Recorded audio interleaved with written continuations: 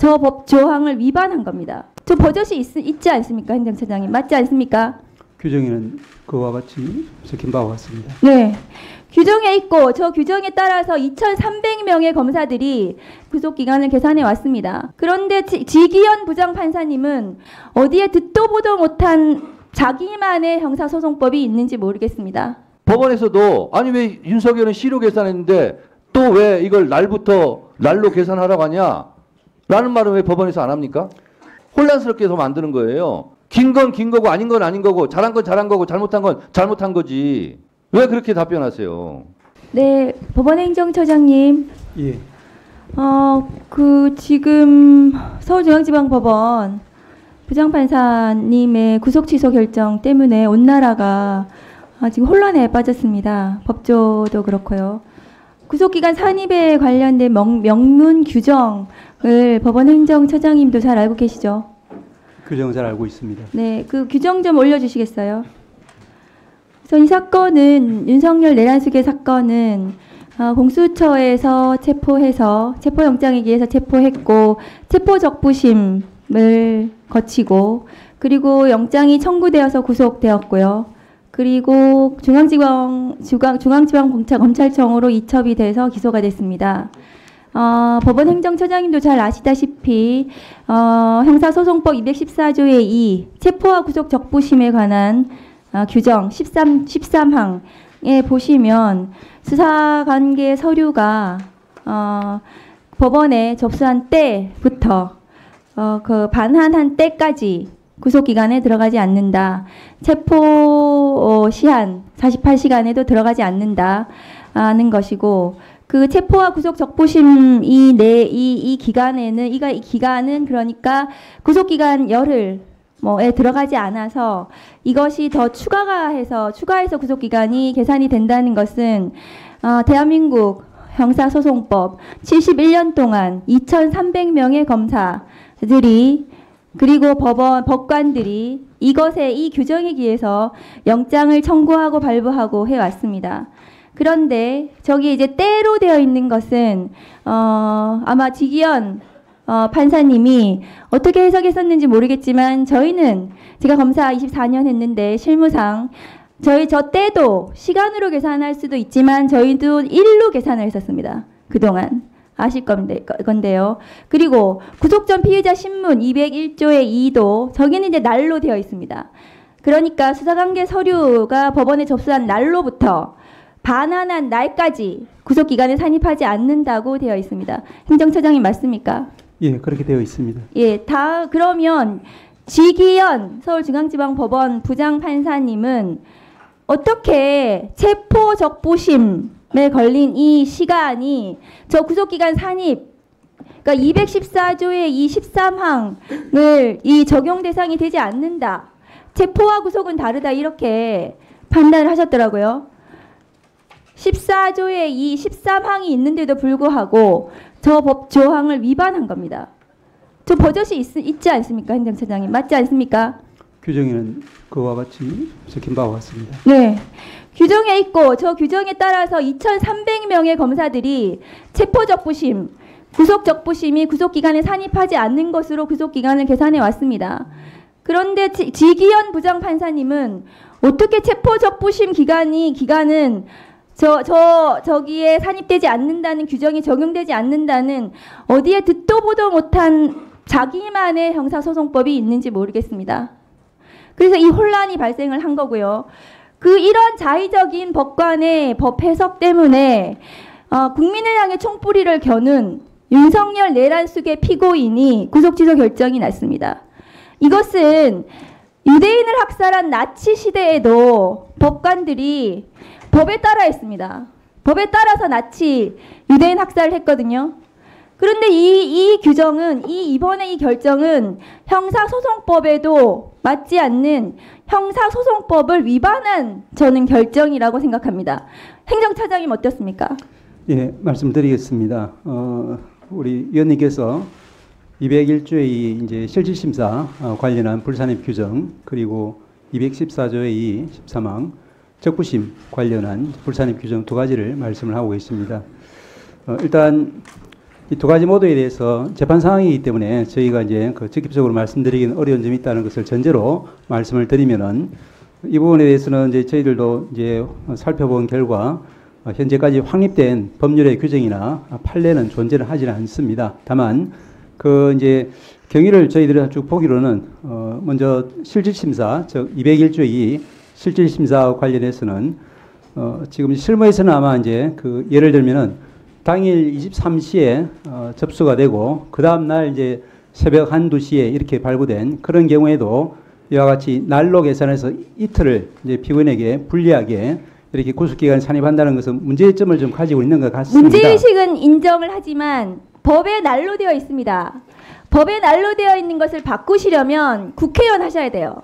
국회의원에 대해서 시간으로 바꾸시면 됩니다. 제가 말씀을 법에 난로 되어 있기 때문에 난로 계산을 해왔고 지난 71년 동안 2,300명의 검사들, 경찰들이 난로 계산을 했습니다. 법관들도 그렇게 했습니다. 다음 거 보여주시죠. 그렇게 해서 검찰 실무 관행상 그동안의 법, 형사소송법에 따른 적용을 하면 구속기간은 날로 계산했을 때 그리고 체포적부심을 정말로 시간으로 계산을 했다 하더라도 그렇게 계산을 했더라도 구속 만료 시점은 28일이 됩니다. 28일 10시 32분이 됩니다. 그런데 지기현 부장판사님의 계산에 따라서 계산을 하면 그 밑에 표를 보시면 구속 만기가 체포적부심 기간을 당연히 산입하지 않아야 됩니다. 형사소송법 214조의 23항을 적용해야 되기 때문에. 그런데 지기현 부장판사님은 이 214조의 23항을 적용하지 않고 체포적부심을 그냥 맘대로 드러냈습니다. 체포적부심 기간을 적용을 해야 하는데도 불구하고 어떤 근거도 없이 저걸 드러내서 자기 맘대로 26일 9시 7분이라고 하고 있습니다. 검찰에서 26일 오후 6시 52분에 기소를 했습니다. 그러면 둘 다 구속적부심, 구속전 피의자 신문과 체포적부심 기간을 적용을 하면 이 사건의 구속 만기는 26일 오후 7시 39분이 됩니다. 이 사건은 명백하게 형사소송법상 모든 것을 시로 계산하더라도 구속기간이 만료되지가 않고 그동안 71년 동안 형사소송법에 그것이 아마 법원에서의 최종적인 해석이었을 텐데요. 그것에 따라서 기소를 했다 하더라도 28일이기 때문에 구속 취소 결정은 명백히 잘못되었습니다. 예, 저희 위원장님 말씀을 네, 하세요. 예, 조금 전에 이어서 말씀을 드리겠습니다. 저장님 예, 포함해서 이것까지 같이 설명해 주세요. 형사소송법 제66조 기간의 계산. 시효와 구속기간의 초일은 시간을 계산하지 아니하고 일일로 산정한다. 요것까지 포함해서 설명해 주세요. 먼저 말씀드린 것처럼 이제 실질심사 기간 불산입 관련해서는 학설에서는 이제 주석서에서는 이제 실무와 같이 실무의 통상의 견해는 이제 우리가 확립된 판례는 없긴 하지만 이제 말씀하신 것처럼 이제 날을 기준으로 하는 경우가 많은 것 같긴 합니다. 주석서에서도 이제 그와 같은 설명은 확인할 수 있습니다. 그렇지만 이제 그와 배치되는 그와 반대되는 이제 학설도 저희들이 찾을 수는 있습니다. 그 이유는 기본적으로 이제 97년도 우리가 피의자 신청주의에 입각한 이제 영장 임의적 실질 심사가 형소법에 도입되었다가 2007년도에 필요적 실질 심사로 바뀌면서 그럼에도 불구하고 97년도에 도입되었던 이제 그 불산입 규정이 그대로 존치되는 것이 이제 좀 위헌적이다라는 그런 학자들의 지적이 있습니다. 그래서 이제 이와 같은 이제 그 규정, 불산입 규정은 위헌적일 뿐 아니라 그것이 이제 입법적으로도 개정이 되어야 되고 그렇지 않다 하더라도 현행법 하에서도 이제 학설들 중에는 법 개정 전에도 날이 아니라 실제로 소요된 시간만을 제외하는 것이 그 올바른 합헌적인 해석 방안이다. 이와 같은 견해로 주장하는 교수님들도 계십니다. 그래서 이제 이 부분에 대해서는 이제 그 현재 판례가 존재하지 않는 상황 하에서는 이제 상급심 판단을 통해서 정리될 재판 사항이라는 것이 이제 저희들의 기본적인 사항입니다. 또 한편으로 이제 고려해야 될 부분은 이와 같이 이제 그 영장 서류가 법원에 제출되어 있는 동안 이제 그 구속기간이 불산입되지 않도록 한 그 취지는 영장 관련 서류, 즉 수사 서류가 검찰에서 법원으로 넘어감에 따라서 수사기관이 수사를 할 수 없게 되는 그 이제 불합리를 구제하기 위한 규정으로 설명이 되어 있습니다. 그런데 말씀드린 것처럼 이것이 이제 필요적 실질 심사 도입하에서는 이제 위헌적인 소지가 많다는 지적과 함께 또한 이제 현재 형사전자소송이 도입되면은 이 부분은 반드시 시정되어야 한다. 그런 취지의 결론이 저희들 이제 그 사법정책연구원 발간한 그런 책자에도 나와 있습니다. 그리고 이제 재판부에서는 아마 이제 그 실무와 다소 결을 달리하는 판단을 한 것 같지만 그렇지만 이제 실무 아까 말씀드린 것처럼 학설의 여러 견해 중에 절차적으로 가장 엄격한 그런 입장을 채택한 것으로 판단이 됩니다.